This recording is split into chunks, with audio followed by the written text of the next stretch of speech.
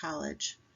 As an English teacher, I'm constantly trying new ways of instilling a love of research in my students, and this lecture will introduce the vital importance of information literacy. Whether you are gathering information for your own knowledge, for a college paper or speech assignment, or for your boss at work, knowing how to navigate the world of credible sources is key.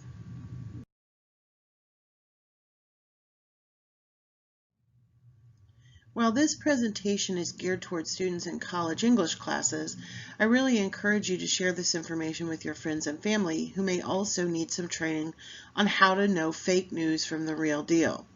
Here we will hit on several key topics: understanding what information literacy is and why it's important in the modern world, research skills needed for completing any project, how to train others to conduct solid research, which includes how to use campus resources, understanding how to document research.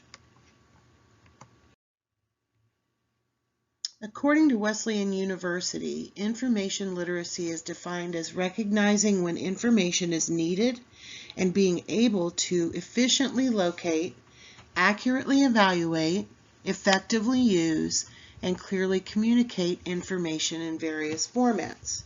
It refers to the ability to navigate the rapidly growing information environment, which encompasses an increasing number of information suppliers as well as the amount supplied, and includes bodies of professional literature, popular media, libraries, the internet, and much more. Finding information has never been easier or more convenient. Most people carry a device with them daily that will allow them to access an entire world of knowledge with a few touches of a screen. Between smartphones, tablets, laptops, and personal computers, people can read information from around the world and throughout history. One consequence of this ease, speed, and accessibility, however, is that different types of sources now all look alike, because every different type of resource is accessed using a web browser like Chrome, Safari, or Firefox. Because people no longer have to enter a building to check out a book or head to a newsstand to read a newspaper, it is easy to assume that all information is the same. This could not be further from the truth. Why does it matter? To put it simply, not all sources of information are created equal. Knowing what type of source contains the information reveals a lot about the following: authority, bias, credibility, currency, depth, and purpose. As readers or consumers of information, people need to know and understand the background of that information in writing in order to think critically about it. In turn, thinking critically about information helps guide readers and writers in understanding the value of the content, as well as when to use, and maybe even more importantly, when not to use information from specific sources. What skills do we need to encourage in information seekers? These skills will help not only with an academic speech or paper, but they will make them more effective academic researchers as they move forward in their education and career. Identify information needs and determine the extent of information needed. Clearly and concisely define the question to be answered and realize that the question may evolve. Locate and retrieve appropriate sources of information. Understand the structure of how it is produced, disseminated, organized, cataloged, stored, and retrieved, and how these factors vary by discipline. For example, how do scholars or professionals keep up to date and contribute to their field?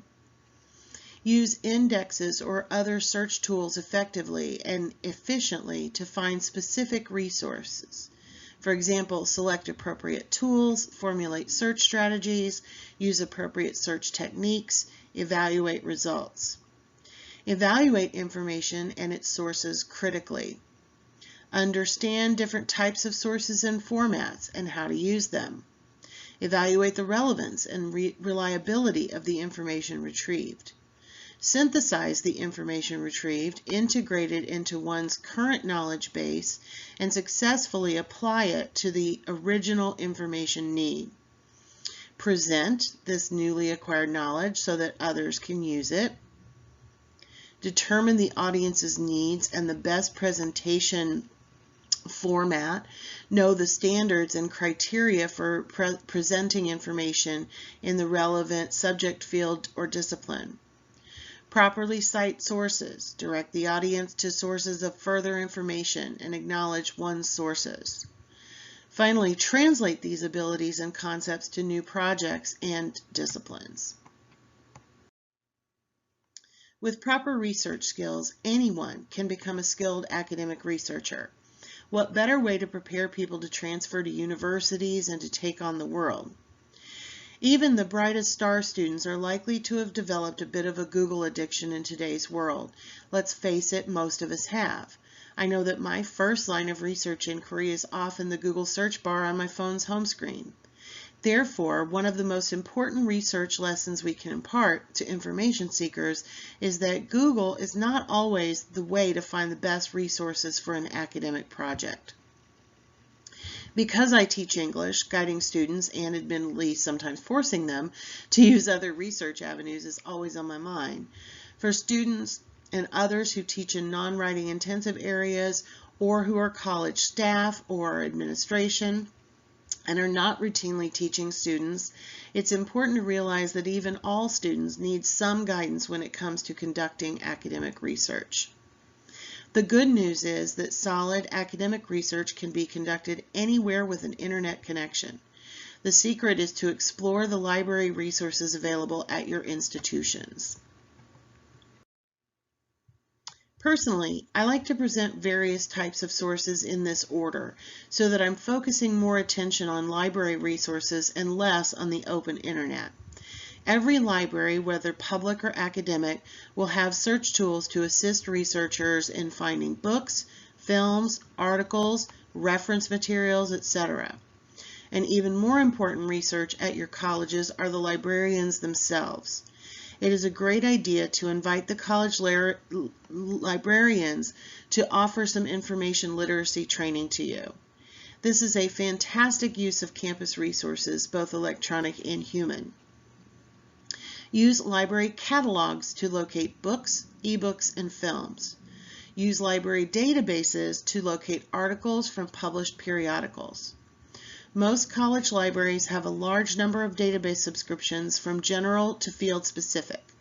One of my favorite databases for basic research is called Opposing Viewpoints in Context, which does exactly what it sounds like in presenting both sides of argumentative topics. Most college library resources can be fully accessed online. There are also usually citation tools and methods of saving and sharing the resources built right into this framework. Let's focus for a moment on the importance of articles and periodicals. Periodicals are exactly what the term implies, items that are published periodically. Like books, periodicals are created and published for a variety of reasons. They contain works that are informative, creative, argumentative, and more. Some are published daily, while others are only published once a year, with everything in between. The items or works in periodicals can be extremely brief or quite detailed and lengthy. Many people who write for periodicals are experts in the field for which they are writing, while others are not.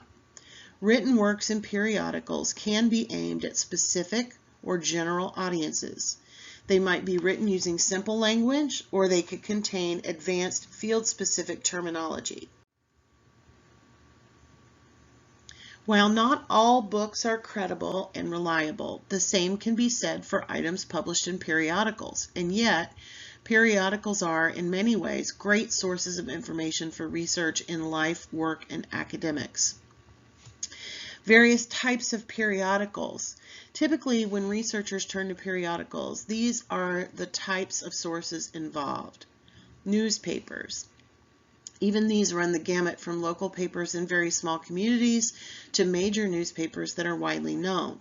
Leesburg's Daily Commercial, the Village's Daily Sun, the Orlando Sentinel, the Washington Post, and the New York Times are all examples of newspapers published daily.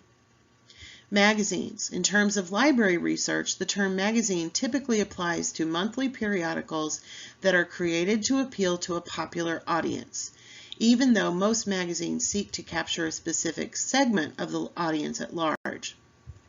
Examples include People, Celebrity and Entertainment, Time for news and politics, Vogue for fashion, Rolling Stone for music, Popular Science for a non-academic audience, and Better Homes and Gardens for food and home decor.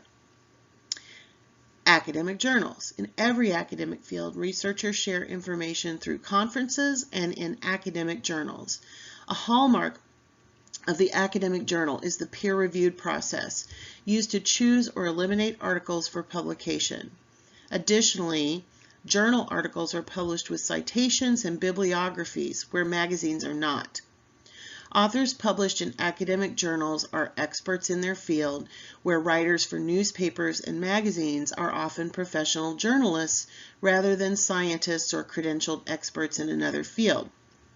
Examples include well-known medical journals like the New England Journal of Medicine, published weekly, to very specific and not widely known journals like Southern Folklore, published 3 times a year. Other trade publications. Living somewhere between popular magazines and academic journals, there are a number of periodicals that are specific to a given field of study or interest. These typically are not peer-reviewed, although the authors are experts in their fields, and the articles may or may not have formal documentation. Examples include Advertising Age for advertising professionals, the National Locksmith for locksmiths, and the American School Board Journal for school board members. Pros and cons of these types. Newspapers and magazines. Stories in newspapers and popular periodicals are generally written by journalists. There is nothing wrong with content provided by journalists. In fact, the journalism profession is built on researching and crafting stories responsibly. However, the writers are not normally content experts. As is often discussed in today's world, newspapers and magazines often display a particular bias. Again, there is nothing inherently wrong with that. After all, anything that is written by a human being will have bias because all people do. However, the important thing for readers and researchers to do is be aware of bias and get more than one perspective on the facts. For example, if something major is happening with the stock market, wise readers might read the coverage in both the traditionally conservative Wall Street Journal and the traditionally liberal New York Times to get a better picture of what is happening. Newspaper and magazines are published often, which makes them preferable to books for the timeliness of that information. But that too can be dangerous. In the rush to get a story into the daily paper, a writer for USA Today might have to later retract or amend the story as it unfolds. Another potential issue with the stories in newspapers and magazines is one of depth. Most stories are fairly short in these types of popular periodicals, so there would be a danger in only using these sources in that the real dimensions of the issue might be missed. Even within a single newspaper, not all of the writing has the same purpose. Yes, newspapers are meant to convey news, but they also seek to entertain readers and even to persuade them on editorial pages. Magazines are similar. Most popular magazines seek to entertain first and inform second. Magazines may also persuade readers in terms of examining trends. Finally, both newspapers and magazines are profit-driven enterprises. Readers pay to read them, and advertisers pay for space to sell their wares. Consider, for example, the average fashion magazine. Sometimes it is hard to tell what is a story and what is an ad, but it does matter because readers need to understand the purpose of what they are reading. How about academic journals and trade publications? Articles in trade periodicals are typically written by professionals in the field, but they often lack something unique to academic journals, the peer review process. Often college instructors will even specify that a certain number of of all of a student's sources in a particular assignment must be peer-reviewed, but why? Peer-reviewed articles have been written by an expert in the field who has included and cited information from other experts in the field. It is then submitted to a journal for consideration.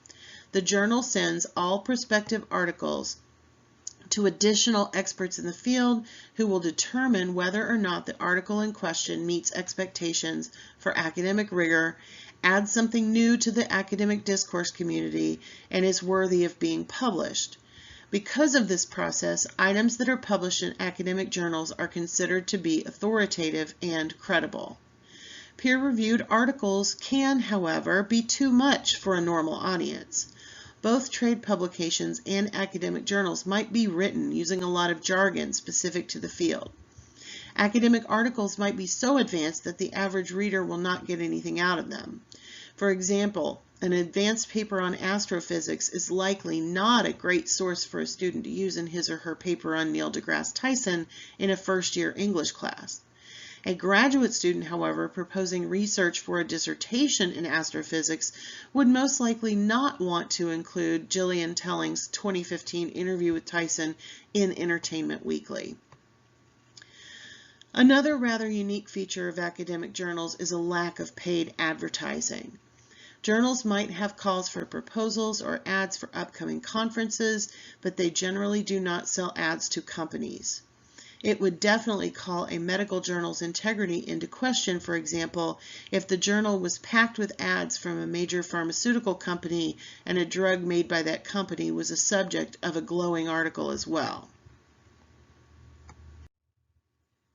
Most newspapers and magazines publish their content in both their print forms and via the internet. Many students gravitate toward using well-known periodical sources like the New York Times, located using Google and the internet. While it is true that the content of the print version of the newspaper and its online form are often the same, when researching subjects for academic purposes, there are better tools to use than Google. It is rare that academic writers use print periodicals anymore. Unless one happens to subscribe to a newspaper or magazine, chances are slim that the print form is readily available. Many libraries still subscribe to major periodicals, but only the latest issues are typically available for patrons. Most doctors' offices are still stocked with magazines, but it is rare to find sources relevant to an academic research paper by simply browsing the selection of entertainment and travel magazines likely found while waiting to see a doctor. Libraries, both public and academic, offer a great way to search for relevant articles published in all varieties of periodicals. Library databases. Searching a general database like EBSCOhost's Academic Search Complete or Gale's General OneFile will give readers access to thousands of articles published in nearly every variety of periodical. Databases also allow researchers to pinpoint a specific type of publication by including search limiting parameters like peer-reviewed.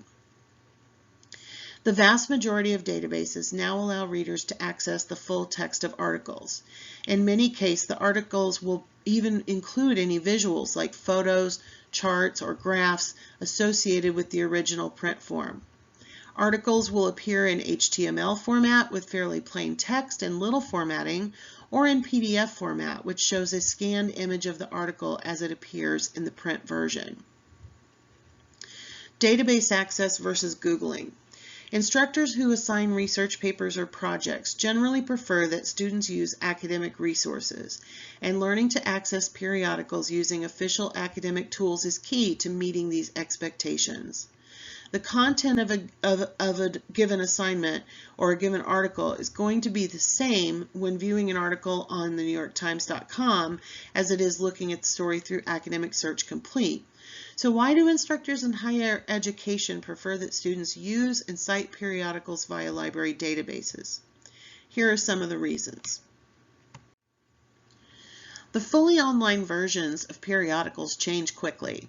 An article accessed on the Orlando Sentinel's website, for example, might have been available on Tuesday, but when the instructor searches for it a week later, it might be gone or altered significantly. Just like books, periodicals cost money to publish. Often, the online versions of periodicals will charge readers, attempt to get them to subscribe, or limit the amount of content one can access. By using a database through a public or school library, the cost is not passed on to the reader. As long as the reader is an approved user with login credentials, he or she will be able to access all the content for no additional charge. A search using Google will result in finding articles that are published in real periodicals. In fact, many users are aware of Google Scholar, which targets academic and peer-reviewed articles. However, a regular Google search will also turn up a lot of other types of information. Google Scholar searches often result in demands for payment. Instead, one search of a library database will be more targeted, cover more real periodicals, and again, not result in the reader being charged to view something.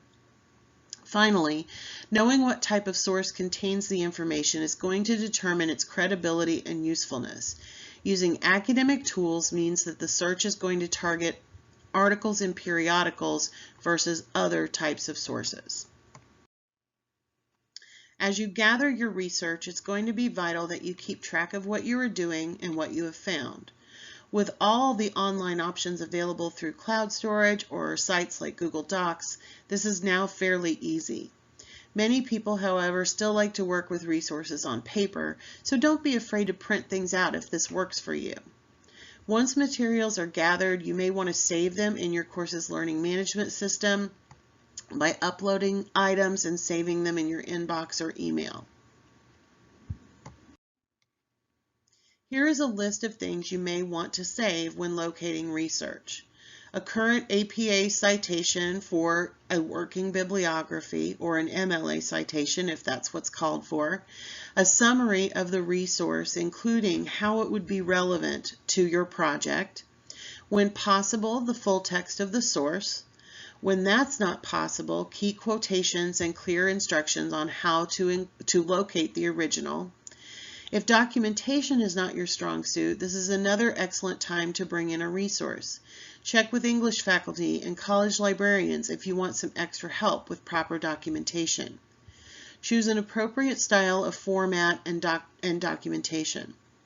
As an English professional, I'm super comfortable with MLA, but we use APA for many classes because it is appropriate and because students will use it a lot in their studies.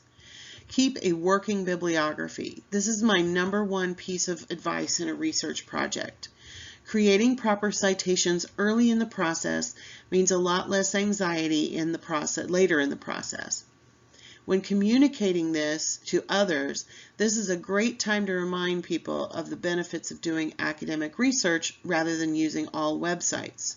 Library resources almost always include proper citations in various formats, so citations are a snap. Use summaries provided when you find the resource if you are also required to create an annotated bibliography. Personally, I don't really like the term fake news because most people use it to devalue any viewpoint they don't like. Just because you don't agree with it, that doesn't mean it's fake. Be smart about where you find information, verify it, and check credibility. Now that is some real news right there.